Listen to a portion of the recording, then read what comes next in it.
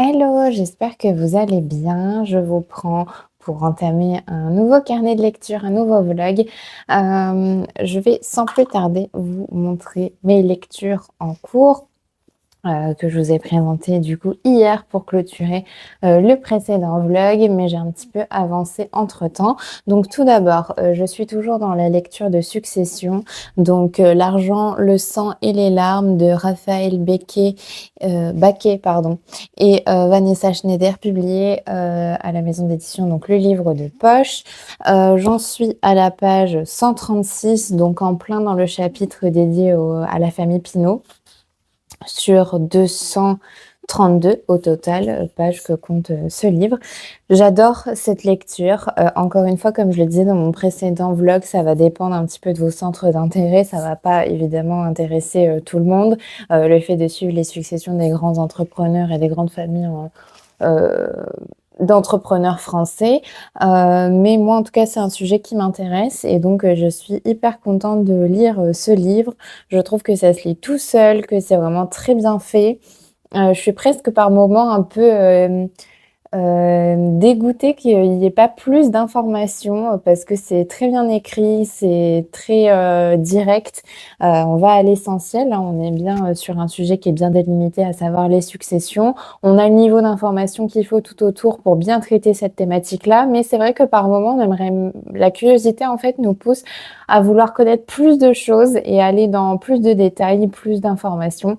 Chose qui manque un petit peu, mais encore une fois, c'est parce que le sujet est très bien délimité. Donc ça, c'est un très bon point. Et c'est juste qu'après, voilà, ça éveille et ça suscite notre curiosité et qu'on a envie d'en savoir un petit peu plus. Mais du coup, c'est plutôt bon signe. Et voilà, j'aime beaucoup cette lecture. C'est vraiment intéressant, je trouve. Encore une fois, la thématique m'intéresse, donc moi, je trouve que ce livre est intéressant, mais je comprends après tout à fait que ça n'intéresse pas forcément tout le monde. Mais en tout cas, une chose est sûre, c'est que c'est très bien écrit, bien dosé en termes de niveau d'information, un sujet, comme je disais, bien délimité. J'aime beaucoup aussi le fait que il y ait certaines personnes parmi ces familles-là qui ont accepté de discuter avec les auteurs. Donc ça, je trouve ça cool parce que ça ajoute un niveau d'information et aussi, on est un peu plus en fait dans ces familles-là.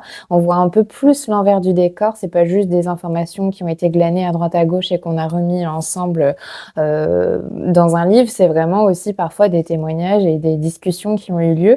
Donc je trouve ça vraiment hyper bien d'agrémenter en fait ce livre-là de ce type de conversation.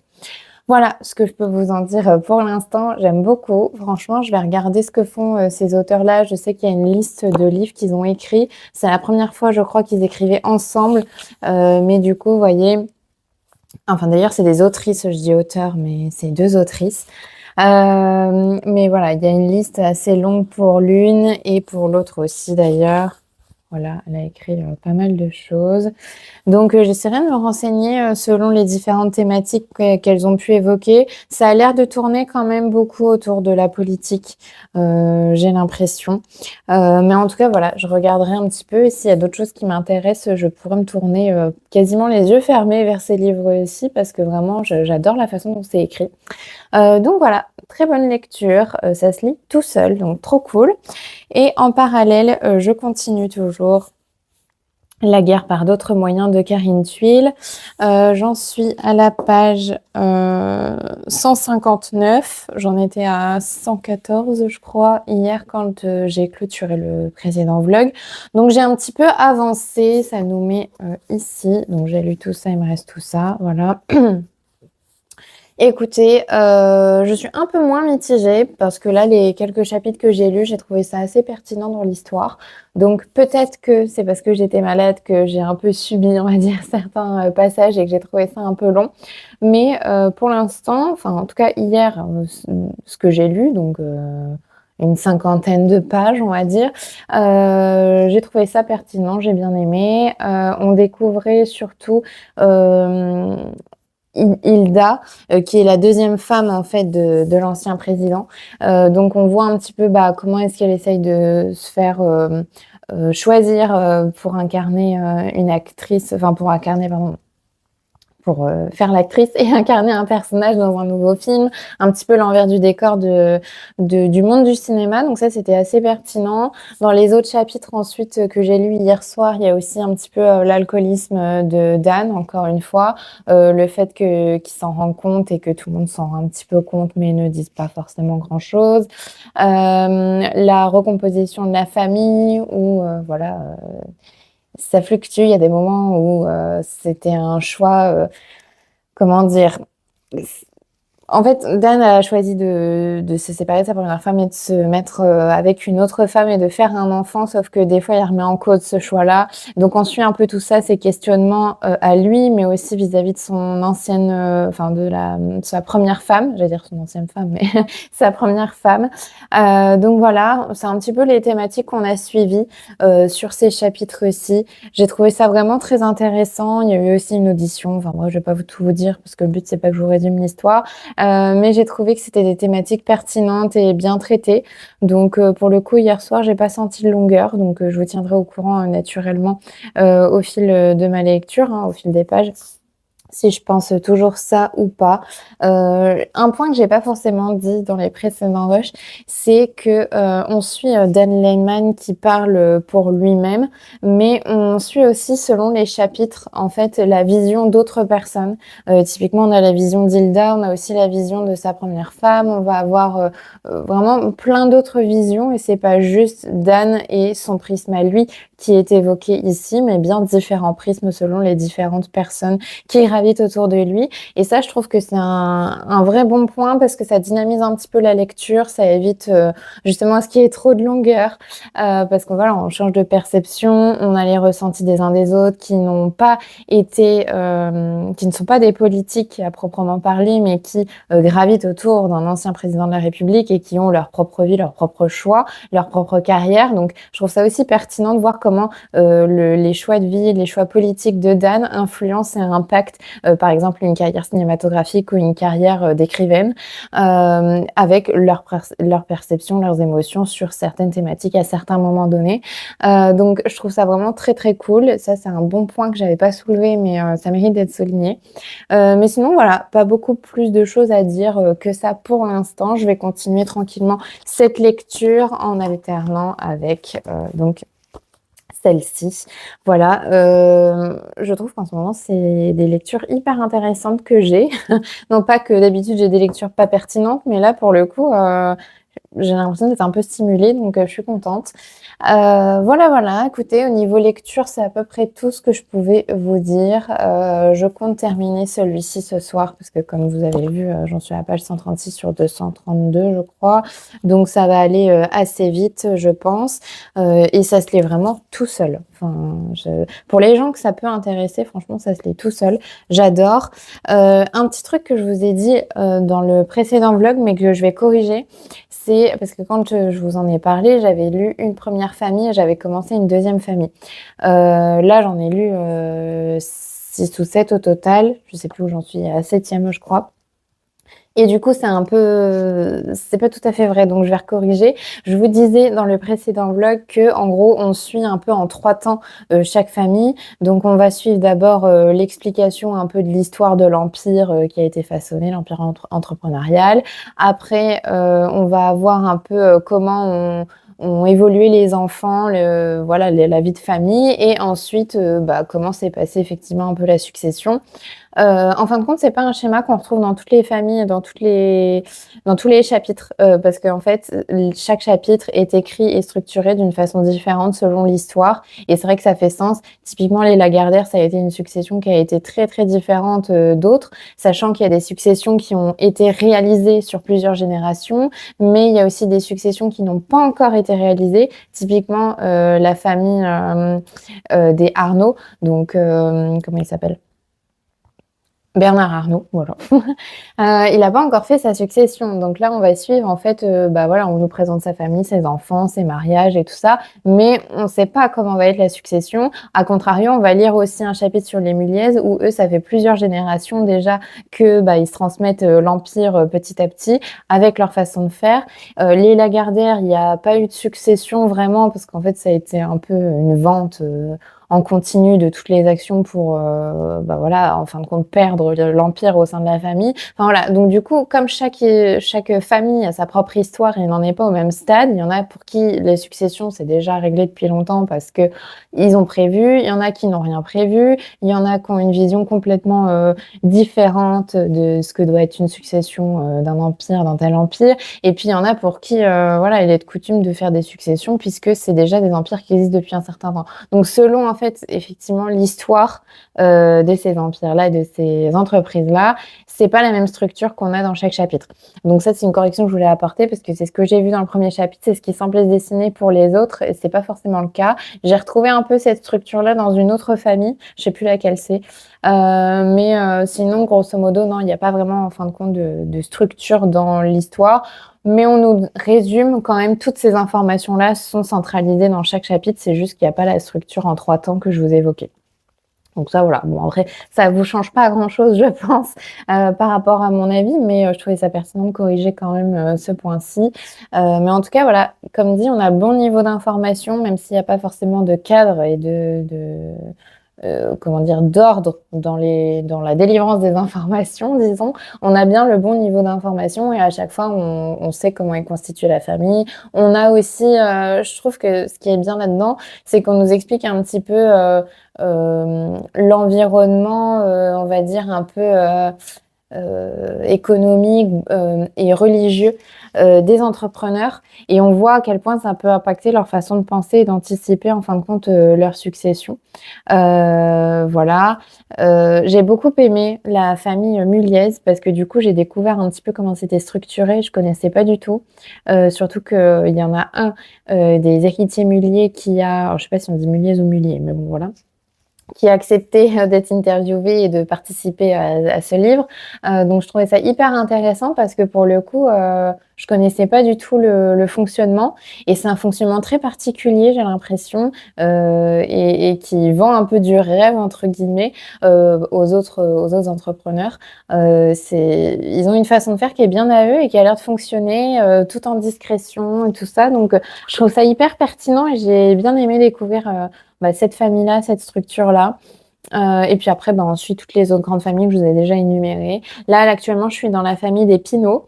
Donc, je trouve ça aussi pas mal intéressant. On voit aussi que les gérants de ces empires-là ont pas tous les mêmes visions s'agissant des études. Par exemple, il y en a qui disent à leurs enfants: «Oh là là, il faut absolument que vous fassiez les meilleures écoles, vous alliez dans les meilleurs collèges et lycées privés, catholiques, etc.» Et pendant ce temps-là, il y en a d'autres qui, en fait, sont aussi à la tête de gros empires, mais qui sont là en mode: «Non, c'est pas grave, faites ce que vous voulez». Il y a pas du tout d'obligation de faire de grandes études. Donc, c'est assez intéressant parce qu'on voit qu'il n'y a pas forcément qu'une seule façon de faire. Après, c'est pas pour autant que ça réussit ou que ça réussit pas, que ce soit dans un cas ou dans l'autre, hein. Il n'y a pas de, comment dire, il n'y a pas une vérité unique, on va dire, dans les façons de faire. Mais j'ai trouvé ça bien qu'on nous expose particulièrement, enfin spécifiquement ces points-là. Et autre chose aussi qu'on constate, mais alors ça, je pense que ça va de soi, mais c'est que le monde est extrêmement petit parce qu'en fait, tout le monde se connaît, sauf la famille Mullier qui apparemment, voilà, ne fréquente pas les grands de ce monde, entre guillemets. Mais dans les autres familles, ils sont tous en relation directement ou indirectement, mais même parfois très très directement. C'est-à-dire que il y a des gens, alors je sais plus de quelle famille, c'est marié avec quelle famille, mais je crois que dans la famille, je me demande si c'est dans les Arnaud, ils se sont mariés avec, je crois, quelqu'un qui faisait partie de la famille Peugeot. Il y en a, enfin, je sais plus, je dis peut-être des bêtises, mais je sais qu'il y a eu un mariage avec quelqu'un de Peugeot et quelqu'un d'une autre famille. Il y a eu un mariage avec Xavier Niel qui pouvait pas, enfin, mais je crois que c'est les Arnaud. Je crois que le père, donc Bernard Arnault, il a une fille qui s'est mariée dans son deuxième mariage, c'est avec Xavier Niel, il me semble. Et Xavier Niel est un des concurrents, en tout cas, Bernard Arnault ne semble pas pouvoir trop apprécier Xavier Niel, en tout cas c'est ce qui est un peu dit là-dedans. Et ça a été même un rival au niveau des affaires. Donc, enfin bref, il y a plein de trucs comme ça. On se rend compte que les uns et les autres sont dans les mêmes écoles, finalement ils se retrouvent mariés ensemble. Enfin, Les ex des uns deviennent les femmes des autres ou les maris des autres. Enfin bref, c'est même à un moment donné, il y avait une belle-sœur qui est devenue la femme. Enfin, c'est vraiment un peu de l'entre-soi. Et ça, je le savais, on va dire. Je pense que ça se sait, mais c'est quand même flagrant quand on lit ce livre que tout le monde se connaisse autant et gravité dans les mêmes environnements. On fait les mêmes choses, les mêmes études, les mêmes écoles, partent en vacances ensemble, voilà, font des enfants ensemble. Enfin, ça me surprend en fait, même si je le savais déjà comme je vous l'ai dit, mais c'est vrai que c'est assez flagrant à la lecture de ce livre. On se rend compte que vraiment ils sont tous tout le temps ensemble. Même au niveau politique, on voit qu'il y a beaucoup de gens de milieux politiques qu'on retrouve en fait dans ces empires-là. Alors pas directement, mais à un moment donné ils ont conseillé ou à un moment donné au niveau fiscalité il y a eu des arrangements. Enfin bref, donc je trouve ça hyper pertinent. C'est ce que je vous dis hein, quand je vous dis qu'il y a énormément d'informations et que c'est bien dosé, c'est qu'il y a vraiment beaucoup d'informations et que c'est bien dosé parce que pour le coup on découvre plein de choses, mais c'est pas trop rapide non plus. On n'est pas non plus perdu dans ce flux d'informations. Mais voilà, bref, c'est un peu décousu, mais je voulais vous dire tous ces petits points-là un peu factuellement parce que je trouve que c'était assez pertinent de les souligner. Voilà, écoutez, j'en ai fini avec mes livres. Je vous reviendrai plus tard dans ce vlog pour vous dire ce que j'en ai pensé. J'ai bon espoir de les terminer tous les deux et de commencer des nouvelles lectures. Ça y est, j'ai repris un peu le goût à la lecture. Là, en ce moment, j'ai vraiment envie de dévorer les livres. J'ai envie d'en lire plein, plein, plein. Donc voilà, c'est une bonne chose pour vous qui me regardez. C'est une bonne chose pour moi et ma tête, ma santé mentale. Ça me fait du bien de lire. Donc voilà. C'était tout. Je vous laisse là et je vous reprends plus tard dans ce vlog.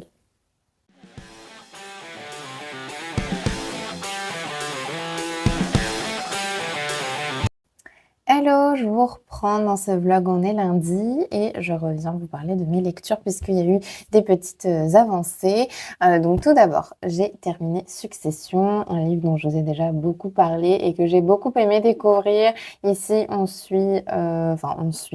nous explique en fait 12 empires, 12 grosses sociétés, grosses structures, ensemble de sociétés même, et surtout comment a été organisée ou n'a pas été organisée la succession de ces empires. J'ai trouvé ça très pertinent, j'ai beaucoup aimé, comme je vous disais, c'est très bien dosé, le sujet est très bien délimité.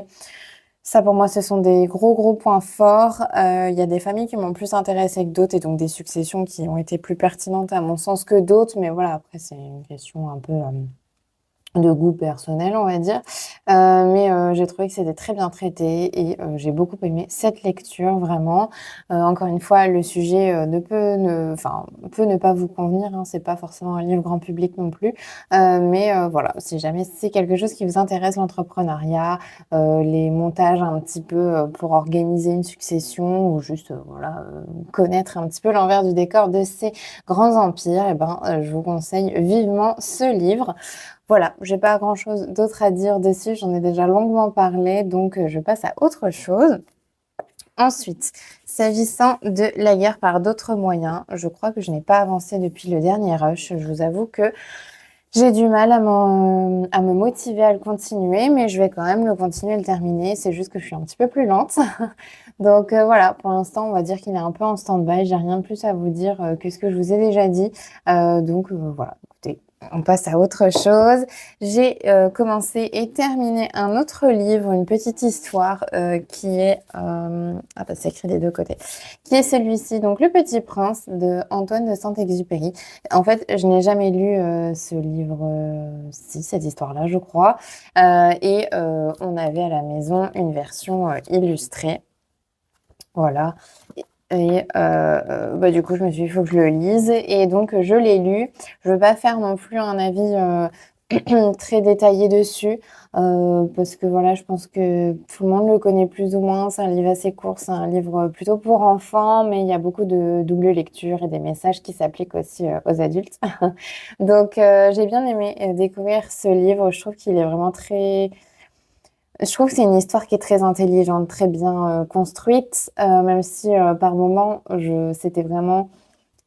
surtout au début, j'ai eu un peu du mal à me mettre dedans parce que c'est vrai que c'est de la lecture un peu jeunesse, donc j'ai eu un peu du mal à comprendre, l'histoire et comprendre un peu le fonctionnement, on va dire, comment ça a été pensé. Mais au fur et à mesure des pages, j'ai compris et j'ai commencé à avoir directement les doubles messages, les doubles lectures et j'ai trouvé ça très pertinent. Je suis très contente de l'avoir lu et enfin découvert. Je pense que tout le monde effectivement devrait le lire, heu et hem et voilà, je trouve que c'est vraiment très bien fait. C'est en plus cette édition-là, il y a des petites, illustrations de, des aquarelles, voilà, de Antoine de Saint-Exupéry et je trouve que c'est vraiment très beau. Ça se lit très, très vite, c'est moins de 100 pages. Encore une fois, c'est de la littérature, pardon, jeunesse, donc ça se lit vraiment très bien et j'aime bien le fait effectivement qu'il y ait des doubles messages et des doubles messages qui sont complètement universels. On nous parle ici d'amitié, d'amour, de solitude, enfin voilà, vraiment des sujets universels et on nous parle surtout, et c'est le thème principal de cette histoire, c'est, l'imaginaire et le rapport à l'imaginaire et à l'imagination par, les adultes et le fait aussi que quand on devient un adulte et donc une grande personne comme c'est dit ici, on perd un petit peu tout ça alors que, bah, ça fait quand même la beauté de la vie, en partie donc voilà. J'ai beaucoup aimé cette lecture. Je pense que je le relirai, voilà, peut-être dans un autre moment dans ma vie, mais j'étais très contente de le découvrir et je peux enfin dire que je l'ai lu donc ça c'est cool. Et dernière chose, avant-dernière chose, parce que j'ai encore autre chose après que je voudrais dont je voudrais vous parler, je vais m'en sortir. J'ai commencé Les 5 règles du mensonge de Ruth quelque chose. Je vous mettrai la 4e de couverture et la, couverture, sur l'écran. J'ai commencé, pourquoi? Parce qu'en fait, c'est le livre qui a été choisi pour le book club et le book club a lieu, ce dimanche. Donc, bah, il fallait bien que je commence et que je le lise. J'en suis à peu près à 10-15 pour l'instant, je le lis en EPUB, je crois, enfin en e-book quoi. Bah, écoutez, j'aime bien pour l'instant. Au niveau de l'histoire, on suit, 4, jeunes femmes qui, en fait, ont été, lycéennes ensemble à un moment donné, enfin voilà, qui se sont rencontrées quand elles étaient lycéennes et qui, on le comprend, sont restées quand même en contact, mais pas comme, 4 copines qui se voient tout le temps, mais elles ont toujours leur numéro, elles peuvent toujours se rentrer en contact les unes avec les autres, mais c'est très rare, en fin de compte, qu'elles continuent de se parler. C'est pour certains cas un peu, on va dire, «d'urgence» entre guillemets. En tout cas, on commence le livre et on suit, une des filles, alors je sais plus comment elle s'appelle, qui vient de donner, naissance, en fait, à sa propre fille et quand on commence l'histoire, tout de suite, elle a du mal à dormir parce que forcément avec les enfants et tout en bas âge, c'est pas facile de trouver un bon rythme de sommeil et en plein milieu de la nuit, elle reçoit un message. Elle se dit: «Mais qui peut m'écrire à cette heure-ci? Il y a pas 50 personnes qui peut m'écrire un message, ça se trouve c'est un» je crois qu'à un moment donné, elle dit même que c'est un peu un message par défaut ou une arnaque ou quoi et en fait, elle regarde son téléphone et elle voit qui lui a écrit et c'est une des 4 filles et tout commence par là où, c'est, marqué, «Besoin de vous». Voilà, le message c'est «Besoin de vous» et c'est une des 4 amies du lycée qui lui écrit ça et tout de suite, elle, dans sa tête, elle sait pourquoi elle lui écrit ça, elle sait ce qu'elle doit faire, elle sait qu'elle doit partir et la rejoindre et en fait, toutes les 4 vont se réunir dans une espèce de vieille demeure, voilà, un peu délabrée, hem et on sait pas vraiment pourquoi, en fait. On sait qu'il y a du mensonge, évidemment. Alors par le titre, oui, mais aussi, dans l'histoire, on se rend compte qu'en fait, toutes elles mentent un petit peu, à leur entourage. Elles disent pas tout à fait, la vérité, tout le temps, quoi. Enfin, même jamais, j'ai l'impression. Certains de leurs proches, c'est beaucoup de mensonges et donc, bah, elles se retrouvent, le but, c'est qu'elles se retrouvent, dans cette maison et quand elles sont toutes les 4 réunies et bien, la personne qui les a appelées, alors pareil, je sais plus le nom, mais en gros, celle qui a écrit le message va leur révéler pourquoi elle avait besoin de les voir tout de suite, là, maintenant et pourquoi elle avait finalement besoin d'elles. Voilà un peu ce que j'en sais pour l'instant, de l'histoire. Je vous avoue que je me souviens plus du tout de la 4e de couverture, donc j'espère que je spoile pas, mais je vous mettrai aussi la 4e de couverture au montage. Bon, de toute façon, comme dit, j'en suis à 10-15 plus proche de 10 que de 15 d'ailleurs, je pense. Je pense pas spoiler grand-chose à ce stade. J'aime bien, la plume qui est pas une plume extraordinaire, c'est pas de la grande littérature, mais c'est assez, page turner, j'ai l'impression. J'aime bien l'idée qu'on sache pas tout, tout de suite, qu'elle se retrouve dans une maison vraiment, en piteux état qui, menace de s'écrouler à tout instant. J'aime bien qu'il y ait, une des personnes, du coup, bah, la protagoniste qu'on suit, hein, et qui parle à la première personne d'ailleurs. On J'aime bien le fait qu'elle ait un enfant parce que j'ai l'impression que ça va avoir un peu une incidence, un lien, enfin voilà, bref.